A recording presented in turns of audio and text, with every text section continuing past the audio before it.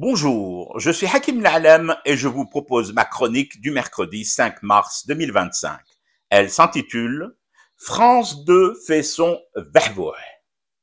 France 2, télévision contrôlée par le régime de Paris, nous a fait son dahdour aux 20 heures de ce lundi, ou plutôt son vahvouh, puisque cette chaîne est allée chercher les KDS, les Kabyles des services français, pour témoigner de la méchanceté très méchante de la junte sanguinaire d'Alger.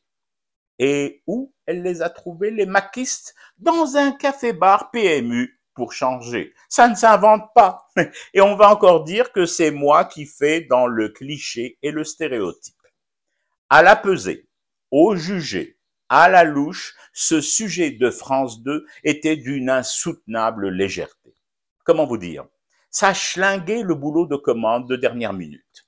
Et toi, d'ici, connaissant tout de même un peu le fonctionnement de tes services, tu découvres miraculeusement, grâce au bidouillage de cette chaîne, contrôlée par le régime de Paris, qu'un célèbre désédien peut tout à fait décrocher benoîtement en sifflotant son téléphone lorsqu'une télévision française, dans le contexte actuel, l'appelle et qu'il réponde comme ça aux questions de tout et de rien. Les nôtres, nous les connaissons quand même. Nous ne prétendons pas avoir les meilleurs services de sécurité de la planète, mais il y a un SMIC, il y a le service public d'El France. Et puis, au-delà de ces invraisemblables témoignages des omelettes frites du président Farhat, passant à confesse entre une grille du quintet de Longchamp et un grattage à 5 €, nous avons eu droit à des têtes d'affiche. Ah si, de la pointure, de la texture faite main par les cousins germains des Ivan d'Alger. Un numéro 2 ou 3 ou machin chose du Mac.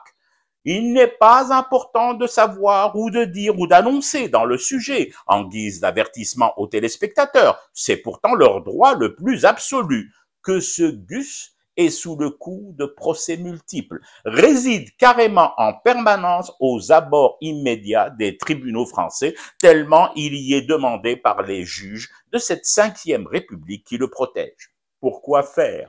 Il y a urgence dans la commande. Faut absolument caler tout ça dans le JT de 20 heures. Ça allégera les autres sujets, comme Beit Haram et le non-lieu extraordinaire pour Bayrou, décidé par la justice en réponse à la chier de plaintes déposées par plus d'une centaine de victimes.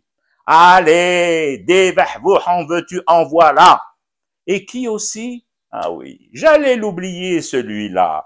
Un rassam, pas un dessinateur, pas un peintre, pas un illustrateur, pas un caricaturiste de presse, non, un rassam, ou si vous préférez, un mauvais gribouilleur qui est au dessin de presse, au trait de la caricature, ce qu'est le tracé d'une ligne jaune délavée, invisible, sur une départementale déserte où plus personne ne va, ni risque de salir la gomme de ses pneus.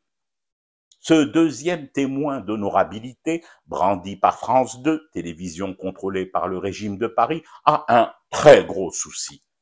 Pas de talent, pas de style, pas de texte. Non, il n'a rien à voir avec le dessin de presse, ni avec la caricature, ni avec une quelconque vignette illustrative. Au plan technique, et je m'impose par rigueur de ne rester que sur cet aspect-là, ce Gugus est à la caricature ce qu'est Rotaillot à la stratégie politique. Le néant vendu aux bobos burn-outés de Berigo. Les mêmes allumés qui s'extasient devant une banane scotchée au mur d'une galerie d'art.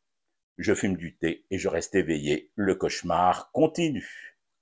C'était Hakim L'Alam. Je vous retrouve demain pour une autre chronique et une autre façon de dire son amour à l'Algérie.